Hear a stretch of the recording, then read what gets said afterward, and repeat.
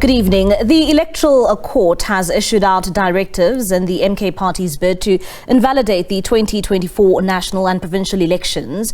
The Specialist Court has given respondents until Tuesday, the 25th of June 2024, to file responding affidavits. In addition, the applicant, the MK party, will have until Thursday, the 27th of June 2024, to file a replying affidavit. The court further noted that it has the right to dispose of this matter on the papers without referral to oral hearing. These directives come after the MK party filed papers earlier this month seeking an order declaring that the 2024 national and provincial elections were not free and fair and therefore invalid. The party also seeks, among other things, an order from the Specialist Court directing the president to call for a new national election to be held. In papers seen by the SABC News, the party contends that if the elections been conducted in a free and fair manner, the MK party would in all likelihood had won the May polls. The affidavit by a national organizer of the MK party, Nathi Nhleko, says prior to the declaration of the 2024 election results, the party had already registered grave objections to the lawfulness of the May polls based on what the party terms as serious voting irregularities. To support its claim, the party attached an analysis in its papers alleging a voter discrepancy of just over 9 million votes that it says cannot be accounted for. Parliament needs to re-look at its rules as well as ethics more carefully, and that's according to Professor Narnia Bohler-Muller, Divisional Executive at the Human Sciences Research Council. This comes as Dr John Hlophe, who was impeached as the Western Cape Judge President, is the designated leader for the Umkhonto Wesizwe party in Parliament. Bohler-Muller believes that the decision to have Hlophe back in the same Parliament that impeached him will not assist in rebuilding public trust in democracy as well as democratic institutions. As far as we know, he hasn't got a criminal record. He's been impeached. And I don't think there are any rules about this. And also there's a precedent that's been set because our former public prosecutor was impeached by Parliament and then she became a member of Parliament for the EFF. So I think Parliament will have to look at its rules a little bit more carefully because besides laws and rules, you also have to look at ethics in public office. And it is rather disturbing, I think, to have someone who was impeached only in February of this year coming back to the same Parliament that impeached him. And one wonders about the kinds of conflicts of interest that would arise in such cases. It certainly doesn't look good. I mean, if you think about it, in 2008, the reason why there was a complaint lodged against Judge Hlophe was that he was trying to influence the Constitutional Court to make a judgment in favor of the then Deputy President, Jacob Zuma. So you can already see that there's a connection there and that connection continues. So that controversy remains in our minds. And one wonders about, yes, trust, public trust in institutions. So our research has shown that over the last 20 years, trust in democracy and democratic institutions, including Parliament, has dropped substantially. The courts have held relatively firm, but at the same time, trust in the courts has dropped from 58% in 2004 to 31% now. So we have a bit of a crisis of trust in institutions. And when something like this happens, I mean, then people would look at it and go, well, what kind of people are representing us in these institutions? For more on this, we're now joined by legal expert Alton Hart, and he joins us now via our video link. Alton, thank you so much for your time this evening here in SABC News. Always a pleasure talking to you. I mean, just looking at that story that came out today from the MK party, one would say just a couple of months ago, we saw Dr John Hlophe being impeached by Parliament, and he's now coming in as a representative for the MK party, and not just a representative, but the parliamentary leader for that party. Is this something that many people would have expected? No, indeed. I think a lot of South Africans did not expect this to happen. But I mean, there's nothing impeding or barring him from actually becoming a member of parliament. Yes, he was impeached by this very same parliament that he's now going to be forming part of. And obviously it speaks to more or less maybe ethics and also his moral high ground, because he was impeached because he was allegedly involved in an unprofessional manner, actually influencing judges in how they should actually find in a specific matter. So I think eyebrows is lifted by the South African public, and also maybe members of parliament, that he's being brought in as the chief whip for the MK party, leading them in the parliament. But there's nothing in the constitution that actually bars the former judge from actually being part of parliament. And looking at this appointment, especially with the track record that Dr. John Hlophe comes with, what does it mean for the MK party?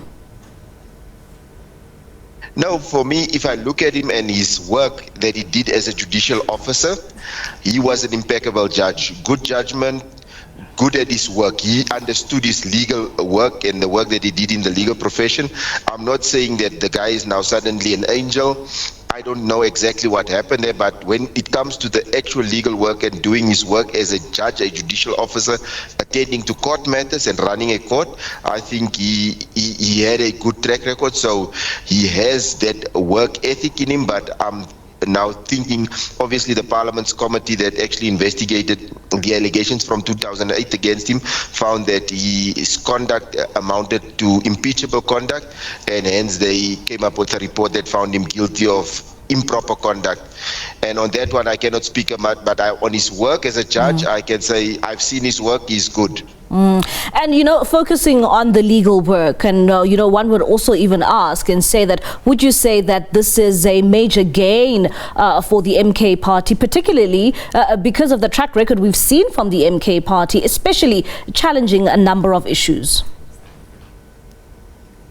No, I think he brings a great legal mind. He can actually analyze things, and he could be a strong advisor within the MK party when they are faced with legal challenges, to say which battles do you fight and which battles do you just say, I'm not going to get involved in it. I think he can bring his analytical mind that he has been using over the more than 30 years in the legal profession, hearing cases, dealing with cases. So I think that is a gain for the MK, but obviously somehow some people will think that there's also a clout now in the MK, because now we have a judge that was impeached, and now suddenly you bring them as a member of parliament. It speaks to maybe the trust that might be put in that person, because he had improper conduct in another frame, and obviously the ethics and the rules of parliament requires that you need to be always behave in an ethical manner, upholding the constitution. And here the very same institution found that the judge on a previous occasion in 2008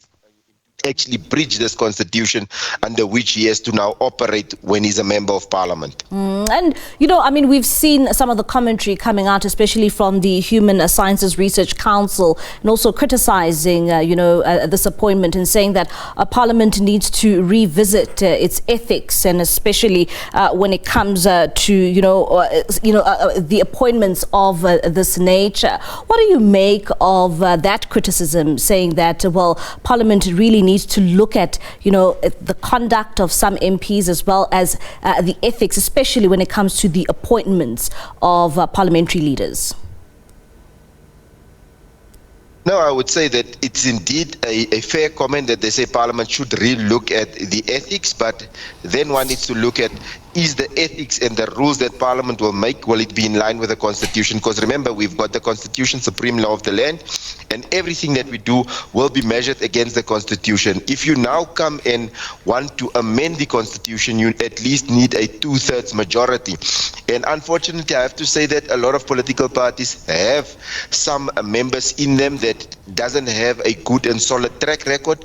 And if they have to come to a vote, I don't think that you'll get that 2/3 majority to actually change the Constitution. I mean, a simple issue like the land issue, which is pivotal in this country, they can't change it because the majority or the mixture is not there.